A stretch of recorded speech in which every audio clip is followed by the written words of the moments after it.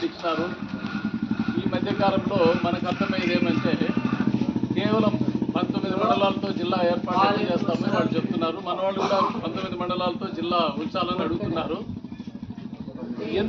ఎందుకు తప్పనిసరిగా ఈ 19 మండలాలతోనే మినీ జిల్లాగా ఉండాల్సి వస్తుంది అంటే, చరిత్రలో ఒక్కసారి జిల్లాను ప్రకటించిన తర్వాత కొత్త జిల్లాను చేయొచ్చు కానీ పాత జిల్లాను తీసేసిన సంఘటన లేదు, సుంకురవి చెప్పినట్టు. అదేవిధంగా ఇక్కడ దాదాపు 1000 కోట్ల రూపాయలు ఇన్వెస్ట్మెంట్ గవర్నమెంట్ వాళ్ళు ఆల్రెడీ చేసినారు.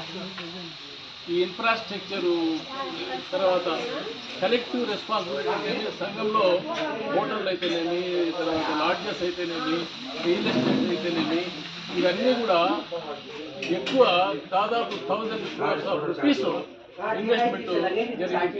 సంఘంలో ముఖ్యమైన ప్రతి ఒక్కరు భాగస్వామి అయిపోయినాడు డెవలప్మెంట్లో. ఈ 1000 కోట్ల రూపాయలు స్పెషల్ ప్యాకేజ్ ఇవ్వాలి.